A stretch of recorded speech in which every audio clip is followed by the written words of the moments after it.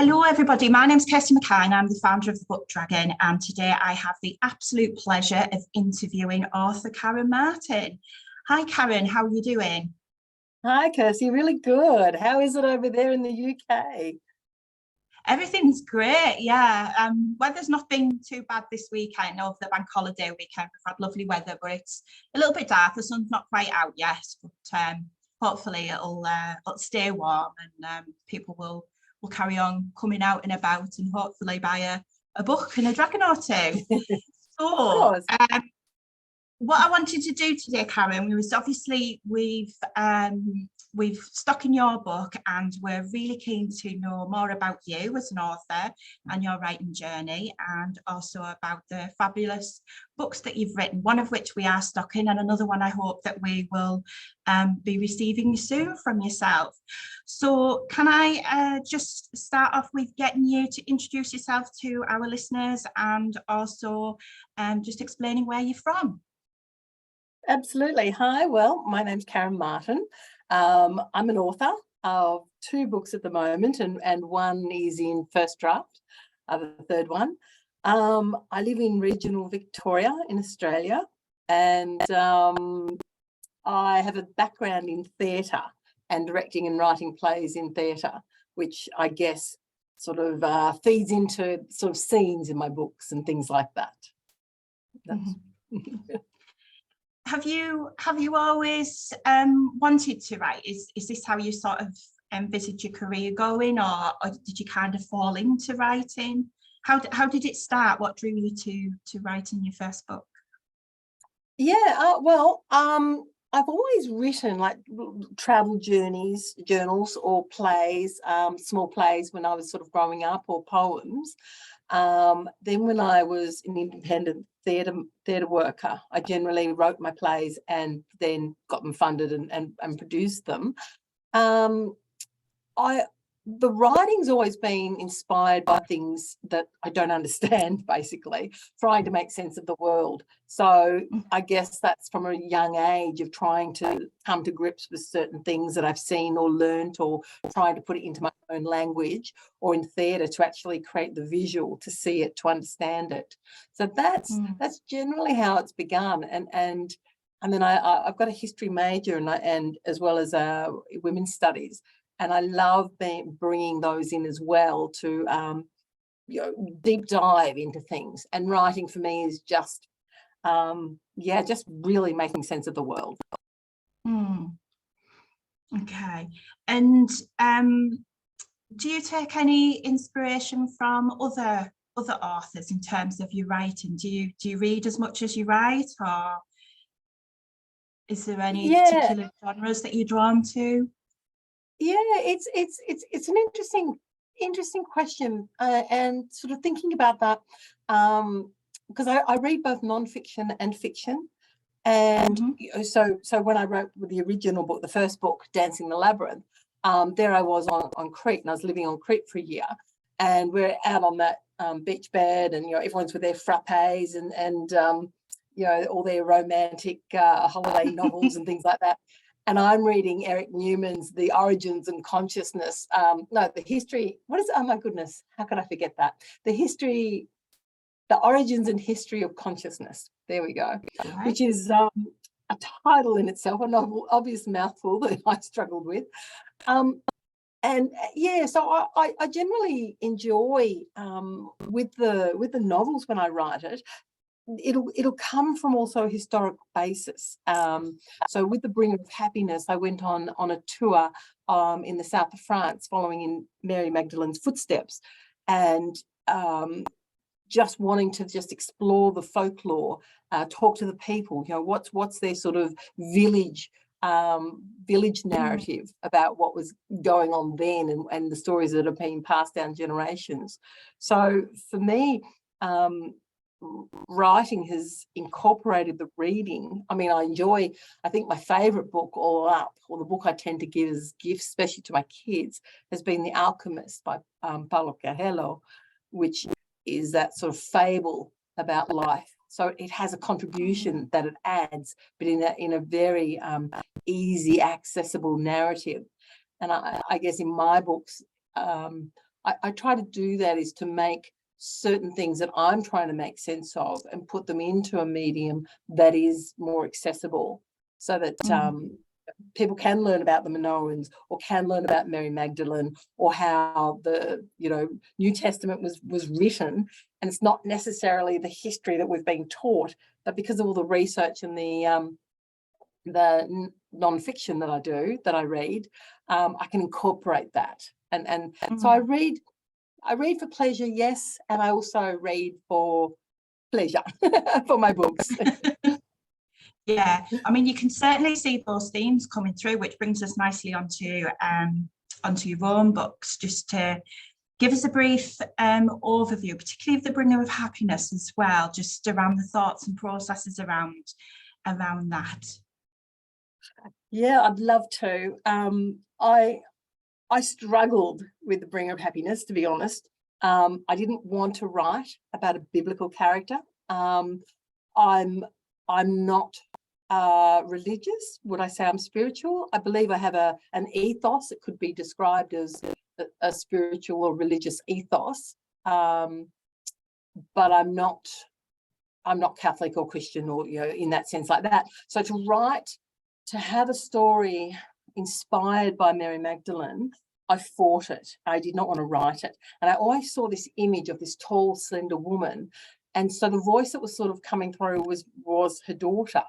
And I didn't want to write that either. So I just wrote down as the inspiration came. It was like a jigsaw puzzle. And initially it was in first person and third person, and there are all these different voices that come in.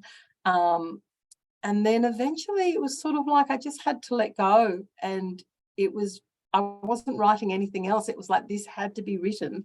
So I just followed that creative urge and the inspiration, and changed it into the first person perspective, and was able to still uncover those stories that women have had to survive, that's been brought on by religious atrocities, really, that have been that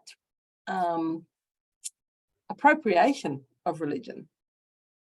Yeah, I mean, I read the Bringer of Happiness, and it is quite a complex story, isn't it? And there's kind of a lot to digest.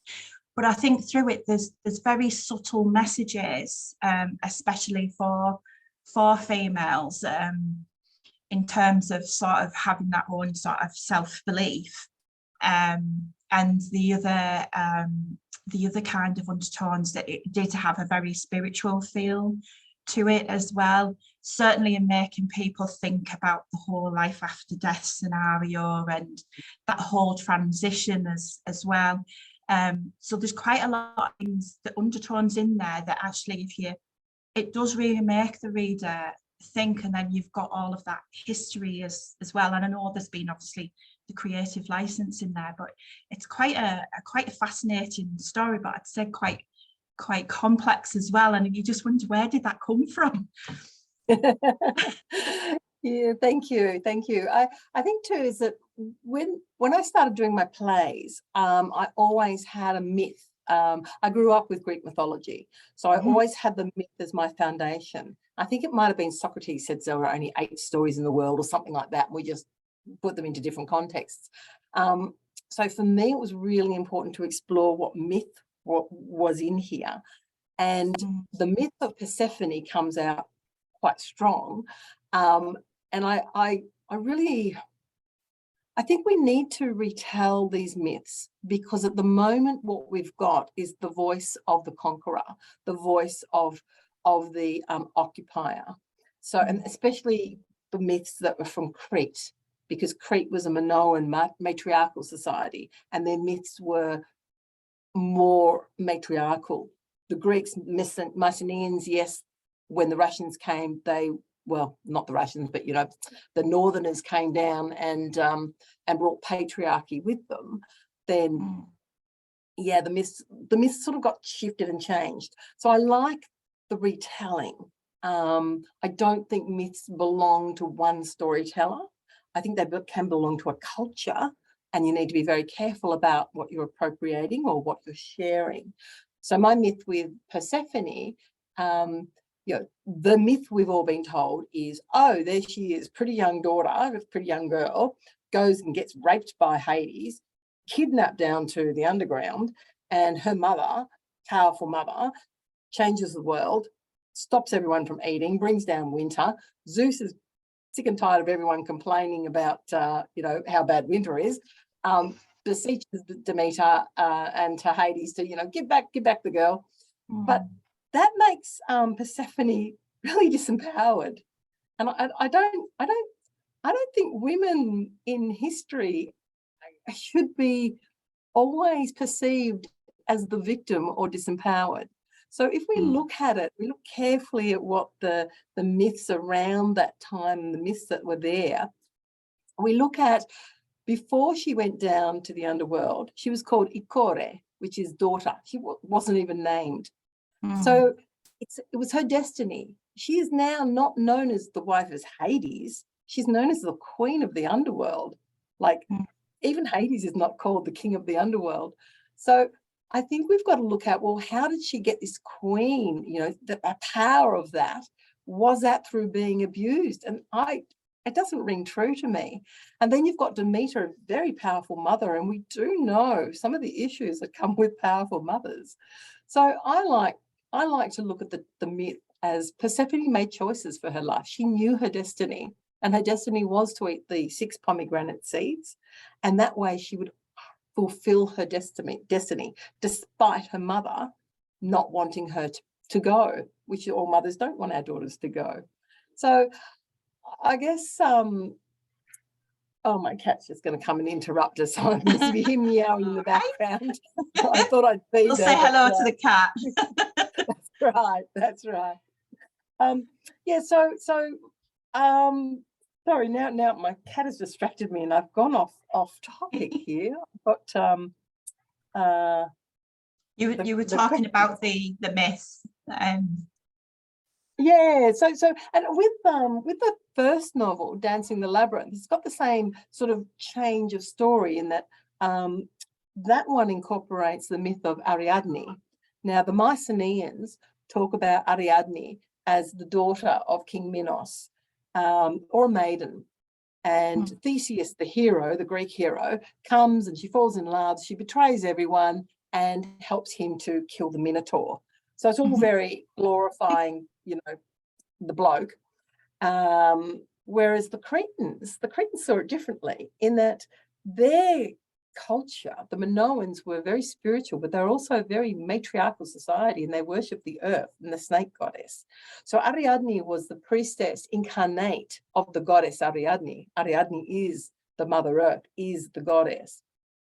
So she assists Theseus, because the Minotaur into a labyrinth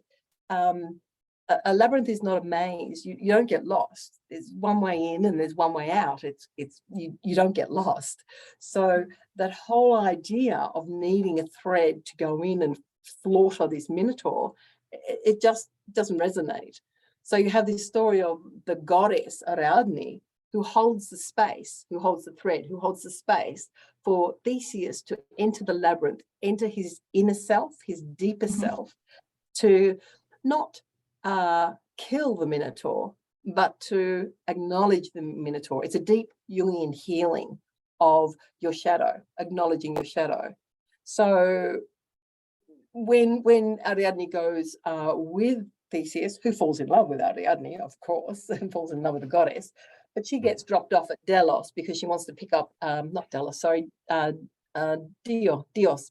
So she gets dropped off on this island and picks herbs, gives a sleeping draught to Theseus so he can forget about her. So he sails off, and that's when Dionysus comes and acknowledges the goddess and gives her the crown Boreas, which she puts up in the night sky to help Theseus come home. So, it's these women are empowered. These women are strong women with their own stories. And I just think it's our responsibility to ensure that our daughters can read about strong women who who are empowered, who have their own narratives. And I think it's really sad that we've had our whole history usurped and appropriated by a male culture that doesn't reflect what we see and what we experience. So I'm just trying to make, my little dent in the world, my little contribution. Yeah, I mean, you can see that with, do you pronounce it Sarah, the main character? Sarah, yes, yeah. So you can see it with Sarah, obviously she's the daughter, and you can see the strength of the relationship, not just coming up from her mother, but also from her grandmother as well, and that bond and that strength you can see coming through. And I think what was really interesting with your book, certainly with The Bringer of Happiness, is it touches on so many different things. So you've got like the Greek mythology side, then you've got the sort of biblical side as well coming in. There's that whole sort of spiritual side going on, as well as a bit of pagan in there as well, in terms of some of the pagan principles around, the wet goddess and Mother Earth and everything like that. So it's a really interesting and clever story in the way that you've done it, and I think it's extremely well written. But for readers, I think they kind of, it's one of those books that you need to think about after as well. And I would say you need to be, I had to read it in one sitting. I don't think, because it was so complicated, I did read it in one sitting, but I had to read it, one, because I wanted to finish it and find out what was happening. But I think if I'd have broken away, because there's so many different facets to it, I think I'd have lost the trail somewhere, and I didn't want to do that. I wanted to obviously do the book justice by reading it. Thank you, Kirsty. I just wanted to mention it because it's an unusual, it's not something I've come across before, certainly where it pulls so many different things into one story, like I said, with the mythology and that. So yeah, I really enjoyed it. I'm sure other readers will enjoy the story as well, but it is quite thought-provoking, isn't it, as well, in terms of women standing in their own power. Yeah, I hope so. I hope there's a contribution there to lead us forward. Look, I make no apology for having those layers, because I guess that's my voice. That's how I write.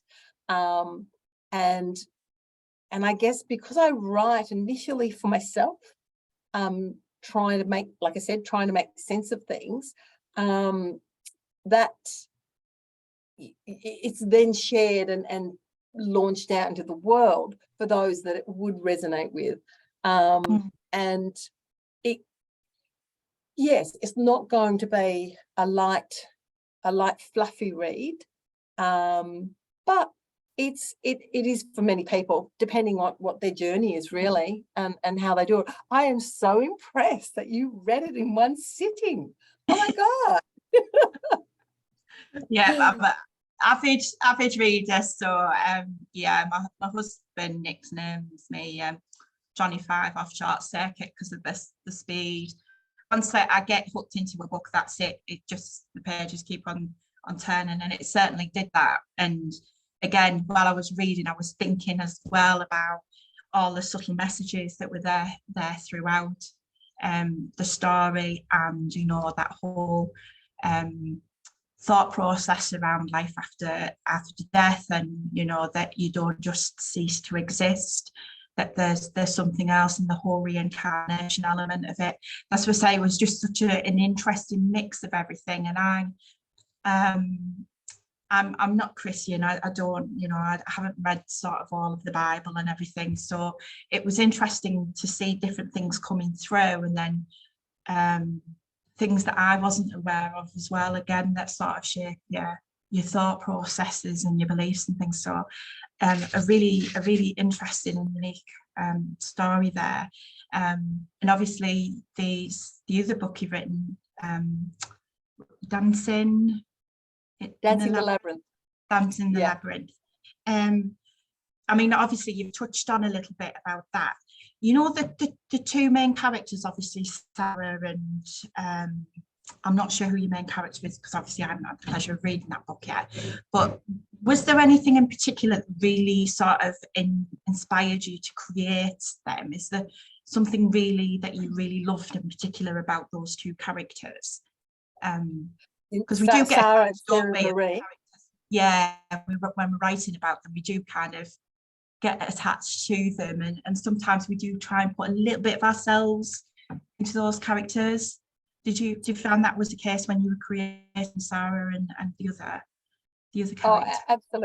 absolutely. So for those who aren't familiar with the book, just a bit of a synopsis is Sarah, being the daughter of Mary Magdalene, can time travel, and she can time travel forward.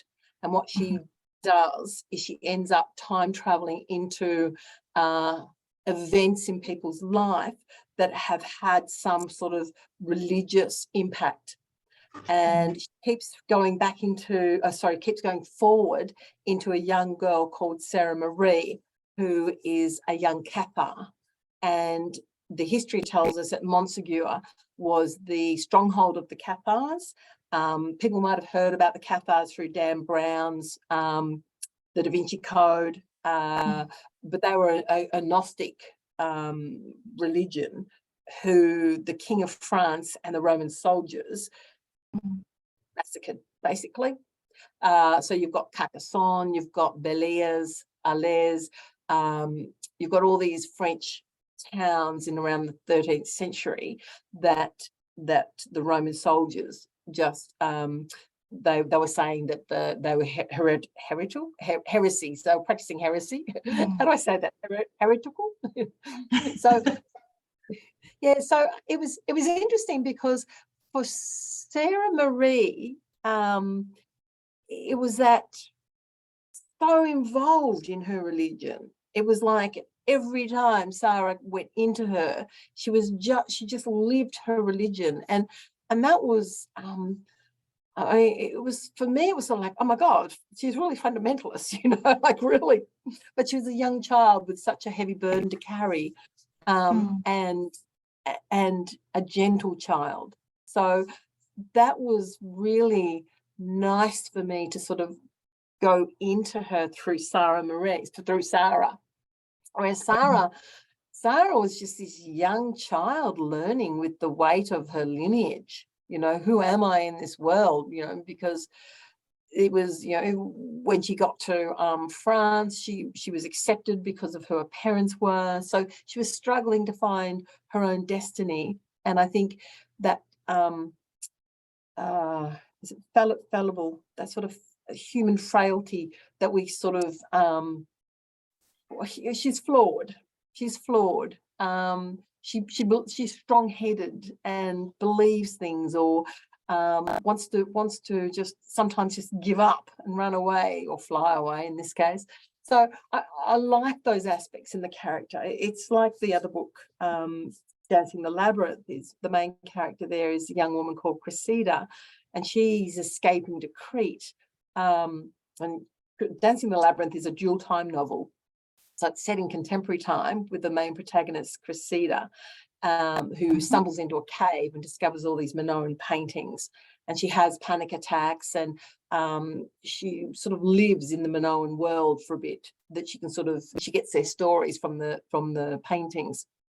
And Cressida's very flawed because she comes from a domestic violence home where domestic violence was prevalent, and an abused background. So she's fleeing from that, but she carries the burden of that, and it makes her angry at things, or beats herself up. There's no self-compassion. She does not know anything about self-compassion. So hers is a journey of healing that she learns through the Minoans and through this other friend, Angela, who helps her decipher the paintings. So yeah, my characters, they're all on a journey, and I was going to say they're doing Joseph Campbell's, the hero's journey, but I'm just reading Maureen Murdoch's The Heroine's Journey at the moment, which talks about female wholeness, and I'm thinking it's probably more prevalent, or it's more Oh my gosh. I'm trying to think. It's late in Melbourne now. Yeah, it pertains to that. It's more relevant, the heroine's journey. Yeah. In terms of your whole writing journey and experience, then, how easy has it been for you in terms of your writing? What would you say has been your biggest challenge, and how did you overcome that?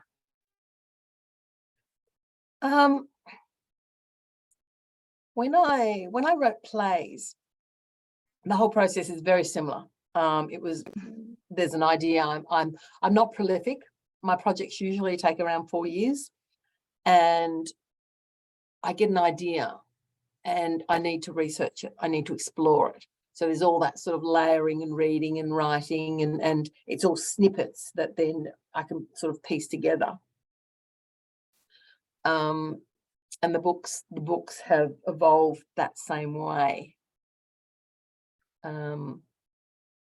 Sorry, can you ask that question again? Yeah, sure. It was just, obviously you've mentioned about how long, that you take that time, because you do a lot of research into your writing. It was more around where you found that your biggest challenge, and how you overcame that as a writer. Yeah, the transition from theatre to writing novels was a tricky one for me, because as a writer for theatre, you've got your finished script, then you take it out to your actors and you work it out on the floor and you tweak it as you need to, and you see what works and doesn't work, you cut what does, you add what, it's always a work in progress. Whereas writing, I was so naive. When I first finished Dancing the Labyrinth, it took me a year to write it. I was living in Crete. So in 2016, when I first finished it, I was like, woohoo, I finished my book. Who's going to publish this now? And I sent it out to a friend of mine, a writer, to read that. And she's going, yeah, it's not bad, Kaz, but I'll be so glad when I've read it, when it's all been edited. I'm like, edited? What do you mean? I've edited that. And so I had to learn that whole process of like, first draft is first draft. And that's been a challenge, because I was just naive and I didn't know that. But I actually really like that now. And I discover things as I go. I had a friend who had a neck operation. She had to be on her back for 10 weeks. So I didn't know her. She was only someone on Facebook, just lived locally. And so I sent her a message, because she'd sort of put out this thing like, oh my God, I'm so bored, this is driving me crazy. And all her friends were saying, oh, you poor thing, it must be horrible. I'm thinking, oh my God, she's crying out for help. So I contacted her and I said, look, you don't know me, but what say we do a deal? I'll come, I'll read you my stories, because she was on drugs, she couldn't read, she couldn't sit, all that sort of stuff, just flat on your back. So I said, I'll come, I'll read you my story, and at the end of it, do me a review, because reviews are really tricky to get. So I said, do me a review. Doesn't matter if you like it or not, do an honest review, and that'll be fine. And she's gone, oh, okay, deal. And what I've learned is that part of my editing process is that I read it aloud to hear it and to look at, you find typos, it's just part of the process. But when you actually read it to somebody, then it becomes something else again. And she's wonderful, because she's a scientist, she's a lawyer, and she would never have picked up my books at all. And she's just loved them. But like, we'll get to a chapter and she said, now I would have read that section again, because I just need to think about it. So read it to me again, or like you were saying, that whole sort of the depth to it. And we would have discussions. And so, yeah, at the moment I'm reading her my third manuscript as part of my process of editing, because it really, really helps. And you'll just pick things up, like you're going, oh, I said that just 2 chapters ago, I'm not going to say that again, So it's a challenge. But it's a great challenge, because you're just learning all the time. And I really, with the Bringer of Happiness, I did not want to be picked up on the grammar or punctuation or the editing. And so I hunted out a really good editor in the United States, which is hard for us, because it's the currency exchange is not great. And but she was great, and 2 or 3 backwards and forwards, and then I went to an editing workshop, and because it was about a biblical character, I really wanted things to be really tight so that if they were going to criticize anything, then it would not be about the grammar or typo, or, and I know there's always a typo in it, but so that's always a challenge. You really want to get something great out there, and you want it accessible, and you want to be true to yourself, really, in terms of your voice about what's being put out there in your name. Yeah, those are really good tips, I think, certainly for new writers, because we always stress about authors not self-editing and making sure that they've got a really good professional to do their work justice, really, especially when it's their new book, and it is hard to build up a readership and a following and to get those positive reviews as well. So I think it's ideal that they do everything they can to sort of give themselves and their book really the best chance, because it's a difficult industry, really, certainly for self-published authors, and trying to get people to read your book and have trust in the work that you're producing as well. The camera's frozen there. You still there? Have I lost you?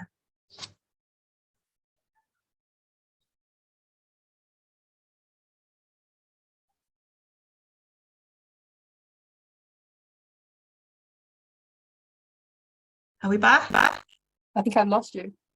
Yeah, it went quiet, and I was like, I'm not sure what to do. Yeah, so apologies, reader, for listeners as well for the interview and the technical hitch there, but we're back now with Karen. And so just thinking of sort of when next, what are you working on anything project? You said it takes some time. Is there something that you're currently working on that you can give us a bit of a sneaky hint to? Oh, absolutely. Absolutely. So Dancing the Labyrinth, main character is Cressida. And so her journey through that is that she is pregnant, and she's terrified that she will pass the genes down, the violent genes down to her child.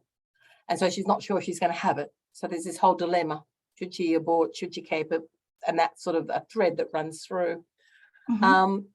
So the next book, and there's also in the Minoans, there's a young girl called Ashtar. And it's the seed planted in that book is that Ashtar is going to become the first oracle of Delphi, which is actually a true, not so much her, but it is true that the first oracle set up for Gaia in Delphi was a Cretan priestess. So I really like by discovering that fact, because I'd already written it, and then I've sort of come across it and it's like, oh yay. So that was great. So then so the next book is called Delphi, and it finds Cressida 4 years later, and it's where I'm trying to not give too many spoilers away, but it's she has to make a decision, and her decision is, does she live her life as society expects her as a woman to live her life? She has choices. She's offered a financial choice, she's offered a romantic love choice, or she's offered a friendship non-conventional choice. And she doesn't know, because she's got decisions to make. And she starts dreaming of Ashtar again. Her and Ashtar have a very interesting connection in the first book, in Dancing the Labyrinth. So she starts dreaming again of Ashtar, and she decides that she'll go back to Delphi because she feels like she's been called there. In the meantime, we have Ashtar, who is setting up Delphi, and Ashtar, as the oracle with the prophecy, can foretell that in 500 years' time, Apollo will come and it will be his temple. But there's issues in between. There is a python. There is the prophecy that Apollo will not survive. And if he does not survive, he's the god of light. He's the god of soul. He's the god of arts, poetry, of the muses. He is a very important part of Earth's beauty. So we have this dilemma, or Ashtar has this dilemma of how can Apollo survive if the Moray, that the three sisters of fate, have already spun their threads? How do you change destiny? As opposed to we have Sarah living out what she thinks is her destiny. Now we've got the other questions. Well, what flexibility do we have? So they're the sort of winding stories in the next one. So that's less of the Minoans, a little bit with Ashtar, obviously, in that. And that was great because I went there. I like to write in situ. So I'd been to Delphi and I went back again, and I was struggling to find this answer because the first temple built up on the hill, the first temple was down in Kira, and there were pirates and all that sort of stuff. So in the end, they moved it up the hill to Delphi, which was initially called Pytho. And but the first temple there is to Athena. And I couldn't find anything.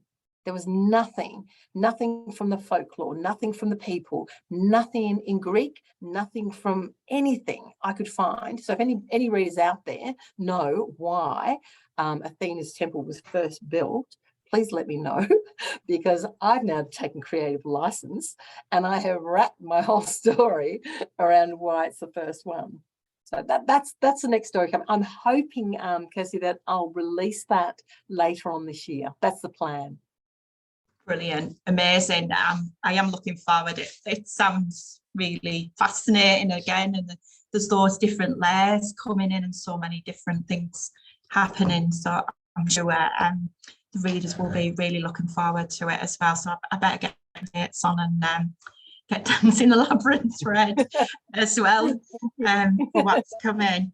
So Karen, when you're not writing, what is it you do for relief, or and not everybody enjoys that writing journey, but is there something you do as a hobby, or is downtime just something different that just gives you a bit of a break? Yours is quite intensive writing, isn't it, with all the research that you do? Yeah, absolutely. And I live on 5 acres, and I have a couple of goats, and I have chickens, and I have a cat. So I'm pottering out in the garden doing that, which is great. And because I'm sitting a lot, I really want to ensure that I nurture and take care of my body. Mm-hmm. So there's always like an exercise routine or something that I'll do. But I love hiking. I love walking. I live near the Wombat Forest, and so I go forest bathing and walking through nature. And that just replenishes and feeds the soul. So they're the sort of things I really like. Traveling, I love. It's that's sort of walking, gardening, that sort of thing, just not sitting at my computer. Pretty much an outdoors kind of girl you are, from the sound of it. Yeah. No, I love the sun on my body. Yeah. Brilliant. And we always ask this just as a cheeky question, just if there's anything in particular that you're happy to share with us that readers don't know about you. Look, there is. It's sort of I feel a bit embarrassed about it, to be honest, but it's one of those things that I'm so proud of, and it was great. Oh my gosh, when are we looking at? 2001? Must have been 2001.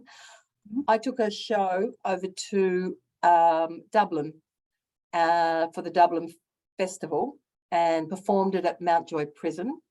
And I had women prisoners there that I was performing with. I took a small crew, Australian crew, but I had the main actors, except for one from the women. And it was a sellout, an absolute sellout, standing ovations. It was absolutely wonderful. And it was the Irish love my work in a way that the Australians didn't. They found my plays very wordy. She said I'm deep and layered, and my plays were the same. And they compared me to Beckett, and I thought for the Irish to do that was something I was really proud about. I wish I had have got it in writing somewhere, or yeah. It was I had a wonderful time with the Irish, and I'm actually intending to go back. I've been invited to go and speak at the International Dublin Writers Festival in September. So it'll be the first time I go back there. So I just sort of feel like there's a little bit of like going home, you know, just they appreciate my work. And I guess I don't really share that with anyone because I'm not, you know, standing on my soapbox that often, really.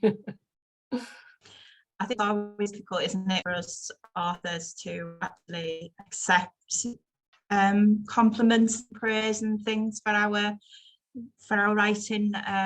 I think I don't know whether it's something to do with that confidence as well, but it takes a long time to sort of build that, and it's kind of really you've really sort of loved my work that much, and you get kind of taken aback a bit, don't you? So it is really nice when you get that really good and strong sort of positive feedback, because it gives you that sort of belief in your writing and encourages more exciting works to come out as well. It gives you that momentum, doesn't it, to keep on writing and producing things that obviously readers really love. And it sounds like obviously you've got quite a fan base in the Irish there as well. So it's many years ago, but yeah, no, that was really lovely. So yes, I'm looking forward to returning there again.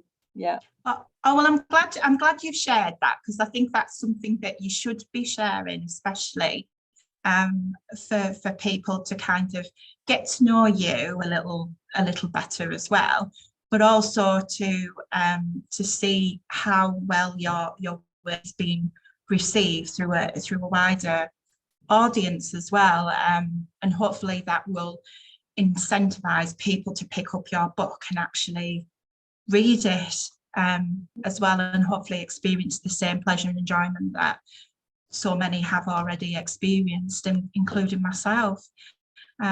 So that kind of brings me really to the end of my questions and interview, and I just want to thank you so much for coming along today and sharing your thoughts and your journey with us, Karen. It's been an absolutely amazing experience, and I've taken a lot away from the interview.